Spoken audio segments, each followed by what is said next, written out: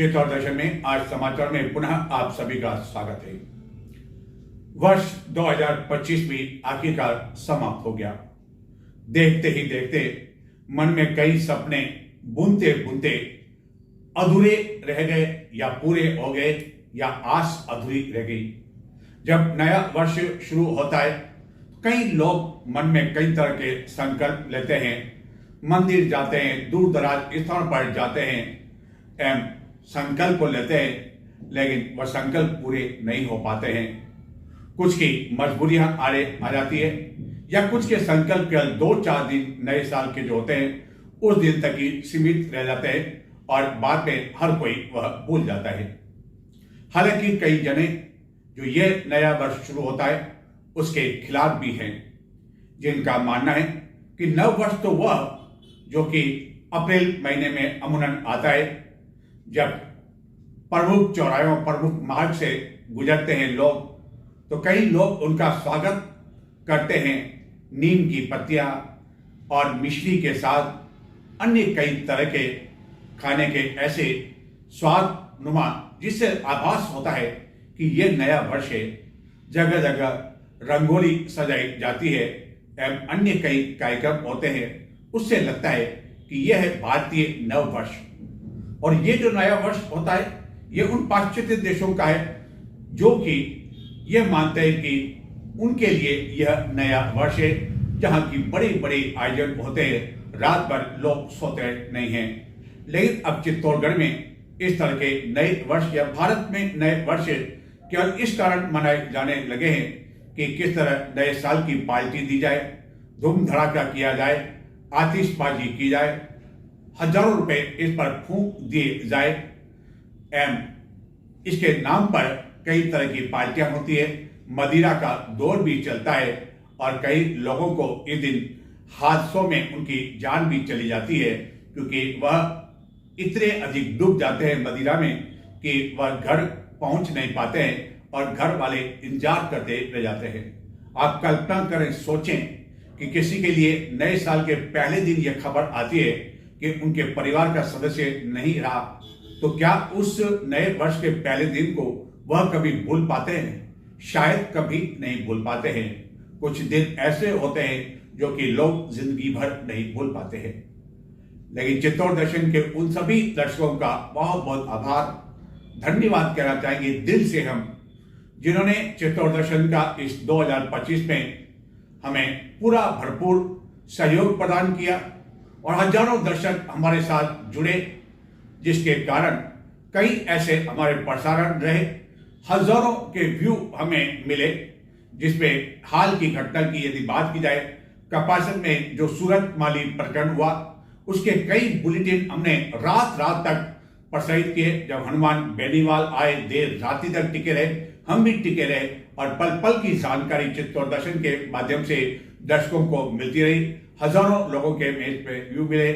हाल ही में जो रमेश ईरानी हत्याकांड हुआ उसके भी हमने बिना कोई देर किए बुलेटिन प्रसारित किए और उसको भी हजारों लोगों ने देखा।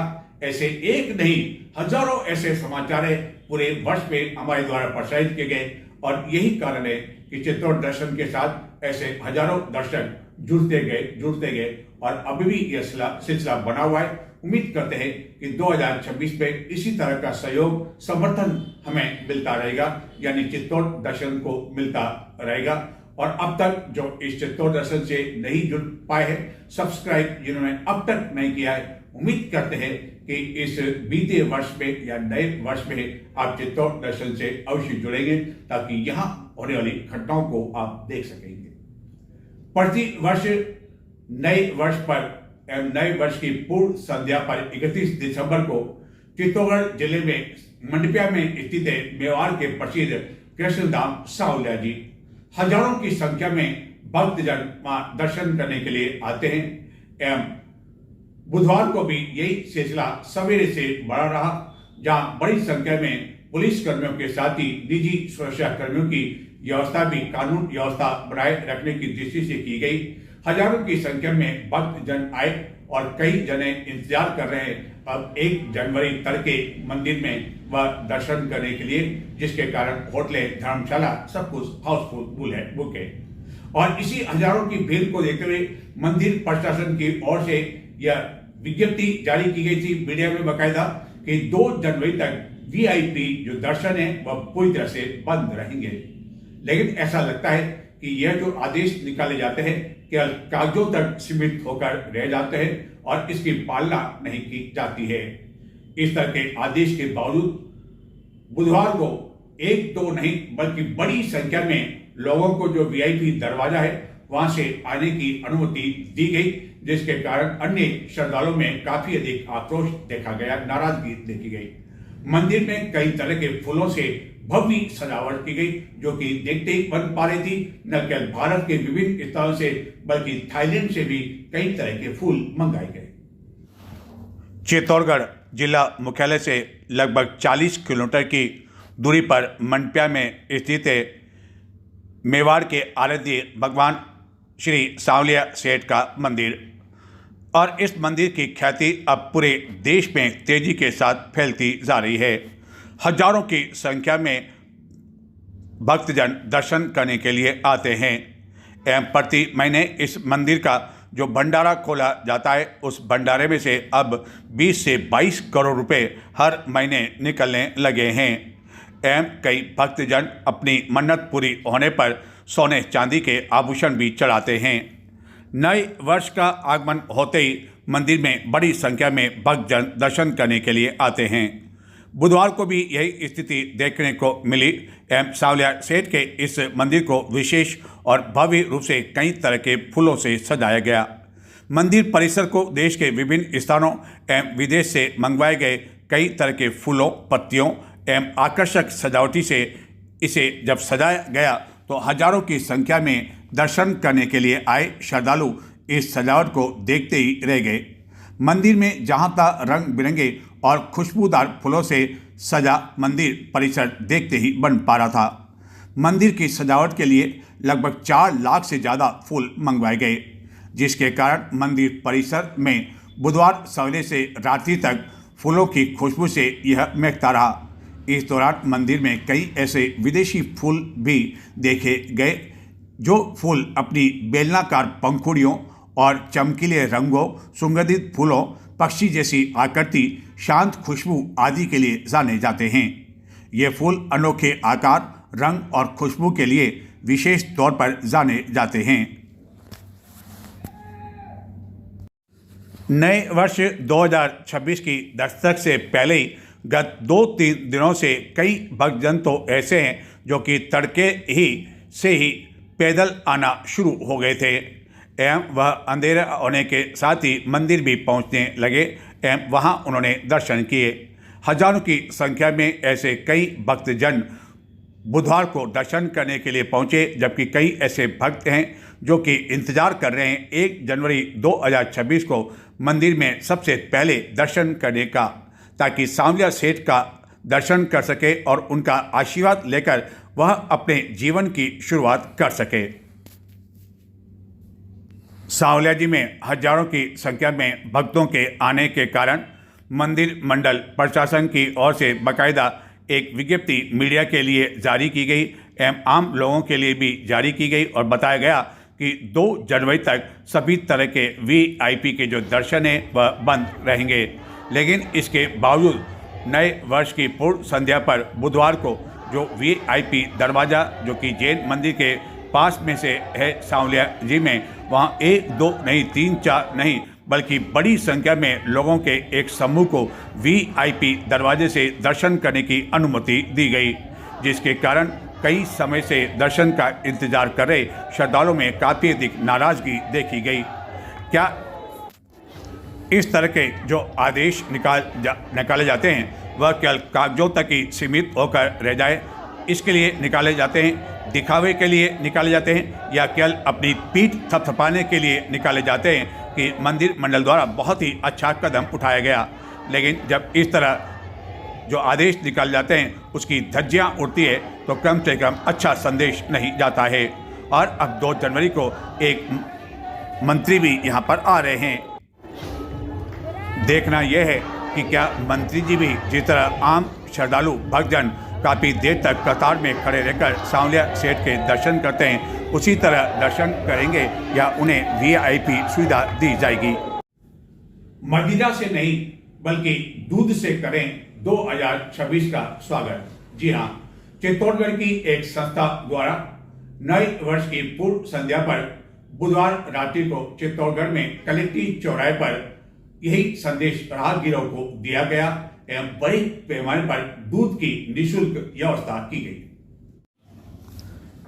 बीते लम्हों को दिल में बसाएं, आने वाले कल को सजाएं, हर दिन हो मुस्कान से भरा, नया साल खुशहाल बन जाए, नई सुबह नई सोच लाए, हर मुश्किल आसान हो जाए, खुशियों से भरा हो हर पल, नव वर्ष जीवन को संवार जाए। ऐसे कई संदेश नए वर्ष की पूर्व संध्या पर चित्तौड़गढ़ की कलेक्ट्रेट चौराहे पर लोग एक दूसरे को उस समय देते हुए देखे गए, जबकि एक संस्थान की ओर से लोगों के लिए यहां गर्मा गर्म दूध की निःशुल्क व्यवस्था की गई और यह संदेश दिया गया कि नए वर्ष की शुरुआत मदिरा के साथ नहीं बल्कि दूध के साथ की जानी चाहिए। कई युवा तो केवल इस कारण नए वर्ष बनाते हैं ताकि जमकर मदिरा के साथ आयोजन होगा, लेकिन इस तरह का आयोजन कई बार उनके लिए घातक साबित हो जाता है। IPS मेमोरियल फाउंडेशन द्वारा एक अनूठी पहल की गई और लोगों को जागरूक करने का संदेश इस दूध के माध्यम से दिया गया, जिसके कारण बड़ी संख्या में कलेक्ट्रेट चौराहे से गुजरने वाले न केवल राहगीरों बल्कि वाहन चालकों द्वारा भी दूध का सेवन किया गया और उन्हें यह सब कुछ जानकर भी अच्छा लगा कि एक संस्थान द्वारा एक सकारात्मक पहल नए वर्ष की पूर्व संध्या पर की गई और बड़ी संख्या में यहाँ लोग मौजूद थे। बड़े पैमाने पर दूध की व्यवस्था की गई, लेकिन जब सर्दी का मौसम हो और गर्मा गर्म दूध मिल जाए और वह भी निःशुल्क, तो वह तो देखते ही देखते ख़त्म होना ही था और ऐसा ही हुआ। दूध की काफ़ी बड़ी कढ़ाई बार बार यहाँ चढ़ती रही, दूध गर्म होता रहा और फाउंडेशन के कार्यकर्ता बड़ी संख्या में लोगों को दूध देते रहे, लेकिन देखते ही देखते दूध खत्म हो गया, लेकिन पीछे छोड़ गया एक अच्छा संदेश। 31 दिसंबर के अवसर पर IPS मेमोरियल फाउंडेशन द्वारा एक मन में सोच थी कि हमने देखा है कि आज साल के आखिरी दिन और नए वर्ष के स्वागत के लिए शराब पार्टी और दूसरे जो इस तरह के प्रोग्राम आयोजित करते हैं और ख़ास तौर से युवा वर्ग हमारा काफ़ी भ्रमित हो गया, काफ़ी भटक गया है। तो संस्थान ने चाहा कि इस बार कुछ इस तरह का कार्यक्रम आयोजित किया जाए जिसमें युवाओं को जागृति हो कि दारू से नहीं दूध से जो है हम अपने 2026 का स्वागत करें और इसी उद्देश्य से युवाओं में जागृति पैदा करने के लिए, नशा मुक्ति के लिए हमने आज ये कार्यक्रम का आयोजन किया है। 2025 का अंतिम दिन है, 31 दिसंबर का समय है, बस चंद घंटे बचे। ये जो आयोजन किया गया है यहाँ पे एक संस्था की ओर से, क्या कहना चाहेंगे आप इसके बारे में? ये जो आयोजन किया गया है जनहित के लिए बहुत अच्छा है और ये जो पहल है, ये जो संगठन द्वारा जो पहल की गई, ये बहुत ही अच्छी आमजन के लिए बहुत अच्छी पहल है, क्योंकि दारू जो है वो शरीर को नुकसानदायक है और दारू अभी वर्तमान स्थिति में पीना उचित नहीं है। और आज का जो 31 है ये दारू से नहीं, वो दूध से आज की पहल की गई है, वो बहुत ही सराहनीय है और इस संस्था को बहुत बहुत धन्यवाद, जिन्होंने हर वर्ष इसी प्रकार ये ऐसा कार्यक्रम करते हैं और हर जनहित में ये ऐसा दूध का वितरण करते हैं, सभी को पिलाते हैं। बहुत अच्छा कार्यक्रम है।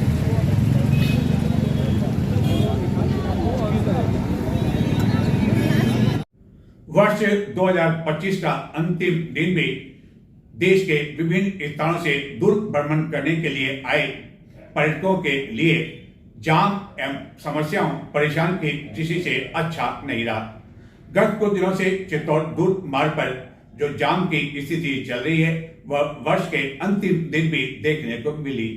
हालांकि सुखद स्थिति केवल यही रही कि जो शहर तक भी जाम लग रहा था वह कम से कम बुधवार को देखने को नहीं मिला, लेकिन जाम के कारण पर्यटक बुधवार को भी खासे परेशान रहे। शीतकालीन अवकाश के साथ ही देश के विभिन्न राज्यों से चित्तौड़ दुर्ग भ्रमण के लिए बड़ी संख्या में पर्यटकों के आने का सिलसिला शुरू हो गया था। प्रतिदिन 10 से 15 हजार पर्यटकों द्वारा इस वर्ष चित्तौड़ दुर्ग का भ्रमण किया गया। लेकिन इस वर्ष कई पर्यटकों के साथ जो कुछ बीता एवं जिस तरह उन्हें परेशानियों के दौर से गुजरना पड़ा, शायद वह यह कभी नहीं भूल पाएंगे। और कई पर्यटकों ने तो हमें बताया कि वह भविष्य में कभी भी शायद चित्तौड़ दुर्ग नहीं आएंगे, और यदि आएंगे तो कम से कम जो पर्यटन का सीजन रहता है उस समय तो वह आने की भूल कभी भी नहीं करेंगे। एवं जिस तरह की जाम की स्थिति गत 6-7 दिनों से बनी रही, वही स्थिति बुधवार को भी दुर्ग बार पर देखने को मिली। रहकर वाहनों की लंबी कतार के कारण पर्यटक काफ़ी अधिक परेशान रहे। खासतौर पर विभिन्न वाहनों में बच्चे एवं महिलाएं भी सवार थी, जिन्हें काफ़ी देर तक इसी तरह कतार में खड़े रहना पड़ा एवं जाम के कारण उन्हें अगला जो उनका शेड्यूल था वह शेड्यूल पूरी तरह से बिगड़ गया एवं वह काफ़ी परेशान रहे। इस वर्ष जब दीपावली से पहले चित्तौड़गढ़ जिले के अफीम काश्तकारों को अफीम का पट्टा दे दिया तो वह काफ़ी अधिक प्रफुल्लित हुए, खुश हुए कि पहली बार सरकार द्वारा समय पर उन्हें अफीम का पट्टा मिल गया और वह इसके कारण समय पर बुआई कर पाएंगे, अच्छा उत्पादन होगा। लेकिन अक्टूबर के महीने में बेमौसम बारिश होने से किसानों की सारी उम्मीदों पर पानी फेर दिया था, जिसके कारण देरी से अफीम की बुआई की गई और काश्तकारों को काफी अधिक नुकसान भी उठाना पड़ा, जिसके कारण काश्तकारों का कहना है कि इस वर्ष इसका जो उत्पादन है वह भी देरी से होगा, यानी कि फसल 1 महीने देरी से आएगी। चित्तौड़गढ़ जिले में बड़े पैमाने पर अफीम की खेती होती है, जिसके लिए सरकार द्वारा काश्तकारों को बाकायदा प्रतिवर्ष लाइसेंस दिया जाता है और लाइसेंस मिलने के बाद उनके द्वारा अफीम की बुआई की जाती है एवं अमूमन अप्रैल में इसका तोल होता है। एवं कई बार यह पट्टा काफ़ी देरी से मिलता है। दीपावली के बाद मिलने से कई बार काश्तकारों को समय पर इसकी बुआई करने का समय नहीं मिल पाता है। लेकिन इस वर्ष संभवतः पहली बार दीपावली से पहले जब अफीम के पट्टे दिए गए तो काश्तकार काफ़ी अधिक खुश हुए, जिनका कहना था कि वह समय पर अब बुआई कर पाएंगे। लेकिन इस वर्ष अक्टूबर के महीने में बेमौसम हुई बारिश ने उम्मीदों पर पानी फेर दिया, जिसके कारण कई किसानों को दो बार बुआई करनी पड़ी। जी, हम देख रहे हैं कि अफीम की जो ये आपने खेती की है इस बार बहुत छोटे छोटे पौधे, तो क्या इसका क्या कारण है? ये डबल बोई दोबारा बोनी पड़ी, तो क्या कारण क्या रहा दोबारा? बरसात की वजह से खराब हो गई, नष्ट होने से फिर दोबारा बोई। तो लाइसेंस तो आपको दीपावली से पहले इस बार मिल गए थे? तो मिल गया, लेकिन दोबारा बोई अपने क्या बहुत सारों ने दोबारा बोई, तो उससे क्या नुकसान क्या होगा? बहुत नुकसान हो गया है, तो क्या करा, डबल बोने में बीज आया, खाद भी अलग चाहिए, सब खर्चा डबल पड़ गया। तो अब इसका जो उत्पादन है, जो फसल आएगी वो भी देरी से आएगी? हाँ, वो देर ही आई सर, देर से आएगी। एक महीना लेट हो गया कुल मिला। 1 महीना फसल अफीम की देर होगी। 1 महीना में ये मार्च में आएगी, बाकी फरवरी में आ जाती, मार्च में आएगी। मार्च में आएगी और अप्रैल में इसका तोल होगा। तो जो बेमौसम बारिश हुई थी अक्टूबर में, उसी की बात है? उसी की बात है, उसी से ज़्यादा खराब हुई। अच्छा, तो कितना टाइम आपने जो उस टाइम तो बो दी थी? हाँ, बो दी पहले तो एक बार। तो सारा नए सिरे से पूरा आपको बोना पड़ा? हम देख रहे हैं कि इसमें बहुत छोटे छोटे हैं, तो सारा ये नए सिरे से बोना पड़ा आपको? हाँ, नई सिरे डबल। लहसुन चले गए, लहसुन ऊटी वाला लहसुन था यहाँ पर अंकल जी के पास। हाँ, 2 बीघा का लहसुन खराब हो गया बिल्कुल। अच्छा, नहीं है, सब खत्म हो गया, पानी भरा आया। हाँ, खराब हो गया सारा। उसका मुआवजा वगैरह कुछ मिला सरकार की ओर से अब तक? वो मुआवजा आएगा क्या पता है, कहीं पता नहीं अभी। अच्छा, मिला हुआ। तो क्या फ़र्क पड़ा था? तो आप बताया कि लहसुन की फसल खराब हो गई, अफीम की खराब हो गई, तो और मौसम में कुछ नहीं हुआ, मौसम में कुछ भी नहीं बोया, खाली पड़े रखे। सर्दी में कुछ नहीं हुआ? मौसम में बरसात की टाइम में बरसात खूब बसी तो बने नहीं आए, सब खेत खाली पड़े रहे, किसी के भी नहीं बोया। अच्छा, हाँ, एक भी।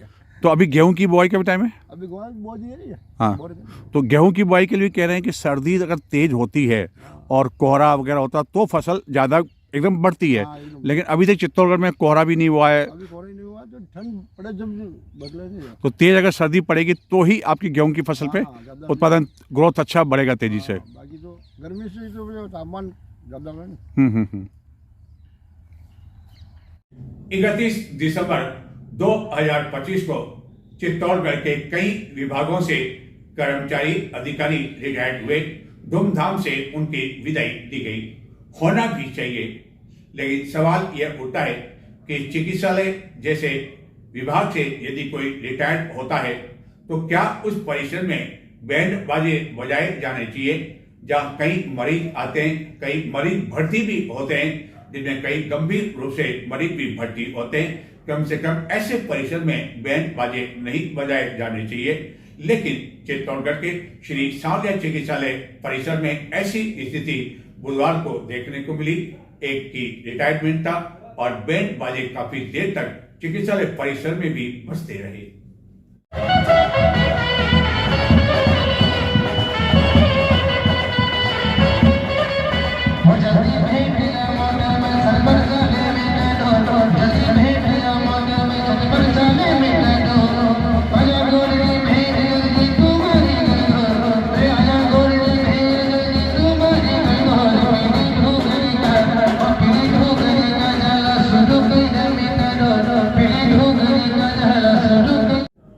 तो ये थे आज के समाचार। एक बार पुनः आपको नए साल की बहुत बहुत बधाई, शुभकामनाएं। उम्मीद करते हैं कि आपके लिए जो नया वर्ष है 2026 आपकी खुशियों में, आपकी जो झोली है वो खुशियों से भर देगा। न केवल आपके बल्कि पूरे परिवार में खुशियों से भर देगा। और उम्मीद करेंगे कि नए वर्ष में कोई न कोई आप संकल्प लेंगे। सबसे बड़ा संकल्प यह लें कि आप स्वयं क्या कर रहे हैं, इस बात को आप अधिक मूल्यांकन करें।